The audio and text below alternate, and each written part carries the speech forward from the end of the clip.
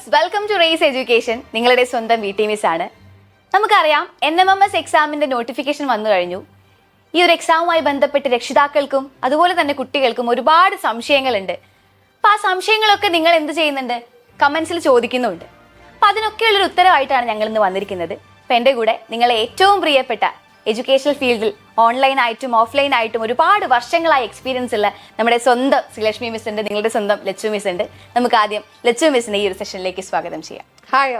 അപ്പൊ മിസ്, എന്റെ ആദ്യത്തെ ചോദ്യം ഇതാണ്. NMMS എക്സാമിന്റെ ഡേറ്റ് വന്നു. അപ്പോ ഇത് എഴുതുന്ന എല്ലാ കുട്ടികൾക്കും ക്രാക്ക് ചെയ്യാൻ പറ്റുന്ന തരത്തിലുള്ള ഒരു സ്കോളർഷിപ്പ് എക്സാം ആണോ NMMS എന്ന് പറയുന്നത്? ഇപ്പം NMMS എന്ന് പറയുന്നത് 8ാം ക്ലാസ്സിൽ പഠിക്കുന്ന കുട്ടികൾക്കുള്ള സ്കോളർഷിപ്പ് എക്സാമിനേഷൻ ആണ്. National means come merit scholarship exam ആണ്. അതിൽ അവരുടെ സിലബസ് എന്ന് പറയുന്നത് അവർ പഠിച്ചതായിട്ടുള്ള കാര്യങ്ങളും അതുപോലെ തന്നെ ഇപ്പോൾ പഠിക്കുന്ന 8ാം ക്ലാസ്സിൽ പഠിക്കുന്ന കാര്യങ്ങളുമാണ് അവർക്ക് സിലബസിൽ വരുന്നത്. സോ നന്നായിട്ട് ഹാർഡ് വർക്ക് ചെയ്യാൻ റെഡി ആയിട്ടുള്ള ഒരു കുട്ടിയാണെങ്കിൽ 100% അതിൻ്റെതായിട്ടുള്ള കുറച്ച് ക്രൈറ്റീരിയാസും കാര്യങ്ങളും ഉണ്ട്. അത് കറക്റ്റ് ആയിട്ട് ഫോളോ അപ്പ് ചെയ്തിട്ടുണ്ടെങ്കിൽ ക്രാക്ക് ചെയ്തെടുക്കാം. ഒരുപാട് കുട്ടികൾ ഇതിന് വേണ്ടിയിട്ട് അത്രത്തോളം ഹാർഡ് വർക്ക് ചെയ്യാൻ റെഡിയാണ്. സോ നിങ്ങൾ ഈ കാണുന്ന വീഡിയോ കാണുന്ന കുട്ടികളും അതിന് റെഡി ആണെങ്കിൽ 100% അവർക്ക് നേടിയെടുക്കാവുന്നതേ ഉള്ളൂ. ഓക്കെ. അപ്പൊ മിസ് ഇപ്പൊ പറഞ്ഞല്ലോ ഒരുപാട് ക്രൈറ്റീരിയാസ്. ആ ക്രൈറ്റീരിയാസ് എന്തൊക്കെയാണെന്നൊന്ന് പറഞ്ഞു കൊടുക്കുകയാണെങ്കിൽ? തീർച്ചയായിട്ടും നമ്മളിപ്പോ ക്രൈറ്റീരിയാസ് പറയുന്നില്ല, മെയിൻ ആയിട്ട് വരുന്നത് സിലബസ്. നമ്മൾ ഓൾറെഡി പറഞ്ഞു, സിലബസ് ഒരു ക്രൈറ്റീരിയ ആണ്. അതുപോലെ തന്നെ ടൈം മാനേജ്മെന്റ്, അവർക്ക് ഇത്ര ടൈമിൽ ഇത്ര ക്വസ്റ്റ്യൻസ് അറ്റൻഡ് ചെയ്യണമെന്നുണ്ട്. പിന്നെ നമ്മുടെ എക്സാം പാറ്റേൺസിനെ കുറിച്ചിട്ട് കറക്റ്റ് ആയിട്ടുള്ള ഒരു നോളേജ് കുട്ടികൾക്ക് ഉണ്ടായിരിക്കണം. എക്സാം പാറ്റേൺ എന്ന് പറഞ്ഞിട്ടുണ്ടെങ്കിൽ നമുക്ക് ക്വസ്റ്റ്യൻ പേപ്പർ പാറ്റേൺ, അത് ക്വസ്റ്റ്യൻസ് നന്നായിട്ട് പ്രാക്ടീസ് ചെയ്തിട്ടേ നമുക്കത് സെറ്റ് ആക്കാൻ പറ്റുള്ളൂ. അതേപോലെ തന്നെ നമുക്ക് എങ്ങനെ ആൻസർ എഴുതണം, അവർ OMR ഷീറ്റ് ആണ് യൂസ് ചെയ്യുന്നത്. അതിനെ കുറിച്ചിട്ടുള്ള ക്ലിയർ ആയിട്ടുള്ള ഒരു ഐഡിയ കുട്ടികൾക്ക് ഉണ്ടാവണം. അങ്ങനെയാണെങ്കിൽ അവർക്ക് ഈ പറഞ്ഞ ക്രൈറ്റീരിയാസ് എല്ലാം ഫോളോ അപ്പ് ചെയ്ത് ഒന്ന് പ്രാക്ടീസ് ചെയ്ത് റെഡി ആയ ആളുകൾക്ക് കുറച്ചും കൂടി ഈസി ആയിരിക്കും. ഒരു പേടിയും ഇല്ലാതെ എക്സാം അറ്റൻഡ് ചെയ്യാനും ഫേസ് ചെയ്യാനും പറ്റും. അപ്പൊ മിസ്സേ, എക്സാം പാറ്റേണിനെ കുറിച്ചും സിലബസിനെ കുറിച്ചും എന്താണ് പറയാനുള്ളത്? എക്സാം പാറ്റേൺ എന്ന് പറയുന്നത് അവർക്ക് 2 പേപ്പേഴ്സ് ആണ്. ഫസ്റ്റ് പേപ്പർ രാവിലെ എക്സാം എഴുതണം, സെക്കൻഡ് പേപ്പർ ഉച്ചയ്ക്ക് എഴുതണം. പേപ്പർ 1 എന്ന് പറയുന്നത് മാറ്റ് ആണ്, മെന്റൽ എബിലിറ്റി ടെസ്റ്റ് ആണ്.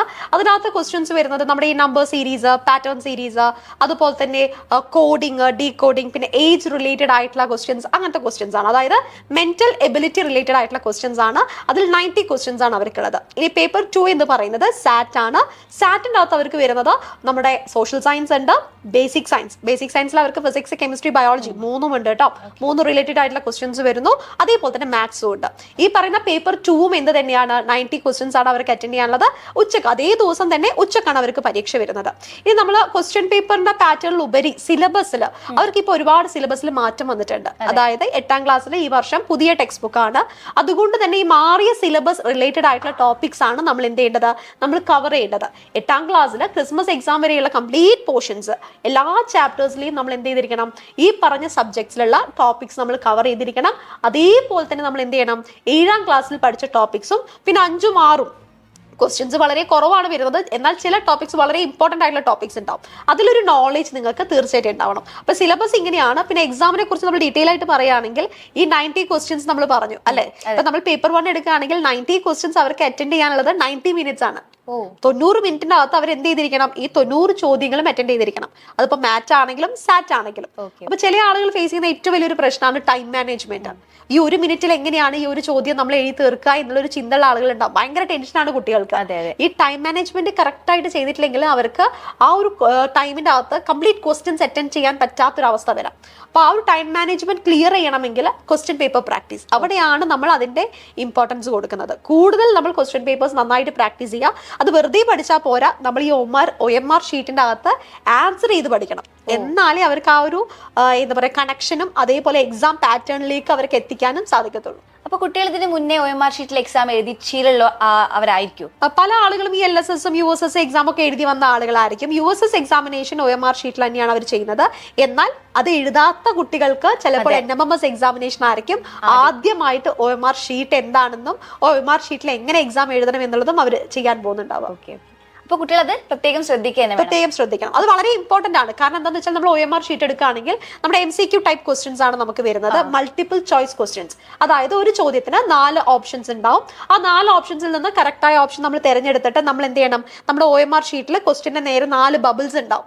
അതിൽ നമ്മൾ മാർക്ക് ചെയ്യണം. നമ്മൾ ബ്ലാക്കും അല്ലെങ്കിൽ ബ്ലൂ ഇങ്ക് പെൻ മാത്രം, ഇങ്ക് അല്ലാട്ടോ, ബോൾ പെൻസ് മാത്രമേ നമ്മൾ യൂസ് ചെയ്യാൻ പാടുള്ളൂ. മാർക്ക് ചെയ്യുന്ന സമയത്ത് ശ്രദ്ധിക്കേണ്ടത്, ഒരു വട്ടം മാർക്ക് ചെയ്ത് കഴിഞ്ഞിട്ടുണ്ടെങ്കിൽ, ബബിൾ ചെയ്ത് കഴിഞ്ഞിട്ടുണ്ടെങ്കിൽ പിന്നെ നമുക്ക് മാറ്റാനുള്ള ഓപ്ഷൻ ഓപ്ഷൻ ഇല്ല. അപ്പൊ ക്വസ്റ്റ്യൻ വായിക്കുമ്പോൾ വളരെ ശ്രദ്ധയോടെ വായിക്കണം. ഓപ്ഷനിൽ നിന്ന് കറക്റ്റ് ആയിട്ടുള്ള ഓപ്ഷൻ നമ്മൾ തിരഞ്ഞെടുക്കണം.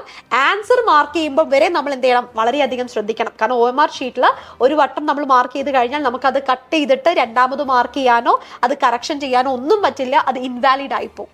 അപ്പൊ നമ്മൾ ഓരോരോ ആൻസറും OMR ഷീറ്റിലേക്ക് മാർക്ക് ചെയ്യുന്ന സമയത്ത് അത്രയും നമ്മൾ കെയർഫുൾ ആയിരിക്കണം. പല കുട്ടികൾക്കും അവിടെ എന്ത് ചെയ്യാറുണ്ട്, തെറ്റുപറ്റാറുണ്ട്, അല്ലെങ്കിൽ ആ ഒരു പ്രാക്ടീസ് ഇല്ലാത്തതിന്റെ കുഴപ്പമാണ്. അതുകൊണ്ട് തന്നെയാണ് നമ്മളിപ്പോൾ റേസ് എഡ്യൂക്കേഷന്റെ പല ക്ലാസ്സസിലും, പല ഓഫ്ലൈൻ ക്ലാസ്സസിലും വീക്കെൻഡ്സിൽ നമ്മൾ എന്ത് ചെയ്യാറുണ്ട്, ക്ലാസ് ടെസ്റ്റ് കണ്ടക്ട് ചെയ്യാറുണ്ട്. വീക്ക്ലി ടെസ്റ്റ് കണ്ടക്ട് ചെയ്യാറുണ്ട്. അത് നമ്മൾ ചെയ്യുന്നത് ഈ OMR ഷീറ്റിലാണ്. പരിചയപ്പെടുത്താൻ വേണ്ടിയിട്ട്. കാരണം എന്താണെന്ന് വെച്ചാൽ കുഞ്ഞു മക്കളാണ്, അവർക്ക് ആ ഒരു പ്രാക്ടീസ് ഉണ്ടായിരിക്കണം. അപ്പൊ അവർ ഈ പ്രാക്ടീസ് ചെയ്താൽ മാത്രമേ എക്സാമിന്റെ സമയത്ത് അവർക്ക് സ്പീഡായിട്ട് എഴുതാനും അതുപോലെ തന്നെ കോൺഫിഡന്റ് ആയിട്ട് ചെയ്യാനും പറ്റത്തുള്ളൂ. അതിന് വേണ്ടിയിട്ട് തന്നെയാണ് നമ്മൾ എന്ത് ചെയ്യുന്നത്, ഈ വീക്ക്ലി ടെസ്റ്റുകൾ നമ്മൾ കണ്ടക്ട് ചെയ്യുന്നത്. അപ്പൊ മിസ്സേ, 1 മിനിറ്റ് കൊണ്ട് ഒരു ചോദ്യം അറ്റൻഡ് ചെയ്യണം, ഇതാണല്ലോ എക്സാം പാറ്റേണിൽ വരുന്നത്. അപ്പൊ അത് നമ്മളെ ഈ ഒരു കൊച്ചുകുട്ടികൾക്ക് സാധിക്കുമോ? അതാണ് ഒരു അടുത്ത കൺസേൺ ആയിട്ടുള്ളത്. പല കുട്ടികളുടെയും ഏറ്റവും വലിയ ടെൻഷനും അത് തന്നെയാണ്. പക്ഷെ നമ്മളവിടെ ആലോചിക്കേണ്ടത്, ഈ 1 മിനിറ്റ് എന്ന് പറഞ്ഞിട്ടുണ്ടെങ്കിൽ നമുക്ക് 60 സെക്കൻഡ് ആണ്.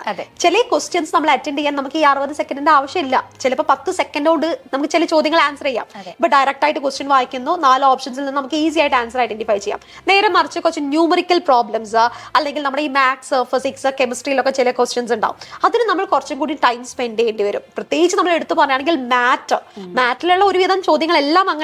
അവിടെയാണ് നമ്മൾ നേരത്തെ പറഞ്ഞ ടൈം മാനേജ്മെന്റ് നമ്മൾ ഇമ്പോർട്ടൻസ് കൊടുക്കേണ്ടത്. നന്നായിട്ട് ആ ക്വസ്റ്റ്യൻ, ഇപ്പം MCQ എന്ന് പറയുന്നത് ശരിക്കും സിമ്പിൾ ആയിട്ടുള്ള ഒരു കാര്യമല്ല. പല ആളുകളും നിസാരമായിട്ട് കാണുന്ന ഒരു കാര്യമാണ് MCQ. എന്താണ്, 4 ഓപ്ഷൻസ് ഉണ്ട്, അതിൽ നിന്ന് തെരഞ്ഞെടുത്താൽ മതിയല്ലോ എന്നുള്ളൊരു ചിന്ത.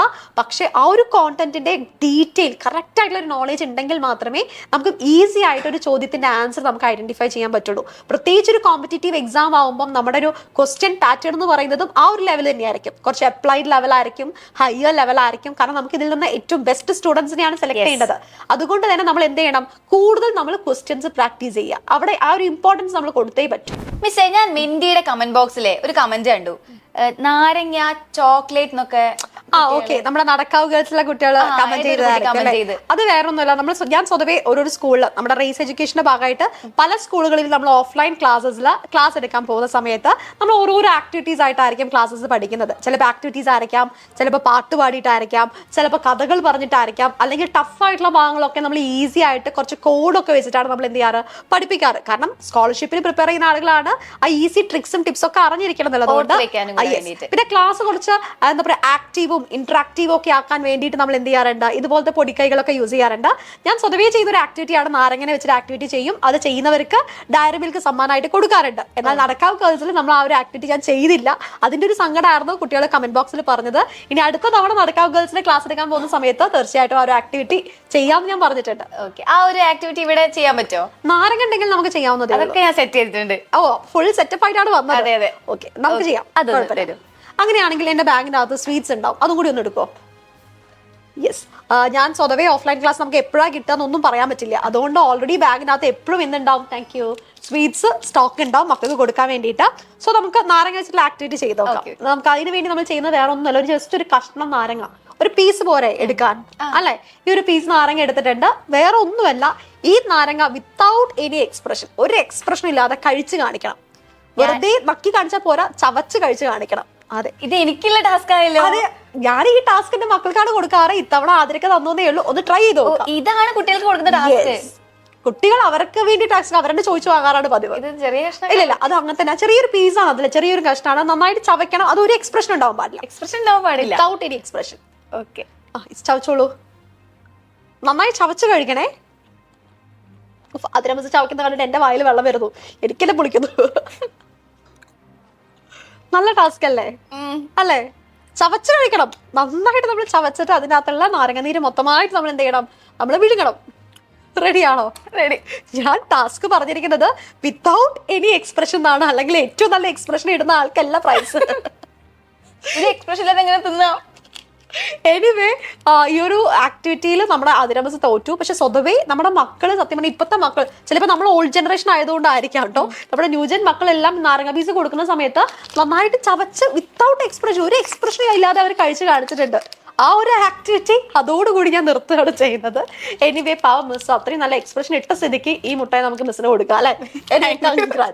ഇങ്ങനൊരു കാര്യം ചോദിക്കട്ടെ, നീ നാരങ്ങ പീസ് കഴിക്കുന്ന സമയത്ത് എന്താ ഫീൽ ചെയ്തത്? എന്ത് ടേസ്റ്റ് ആയിരുന്നു? പുളിയായിരുന്നു. നമ്മുടെ നാരങ്ങ വെള്ളം കുടിക്കുന്ന പോലെയല്ല, നാരങ്ങ വെള്ളം പോലെ.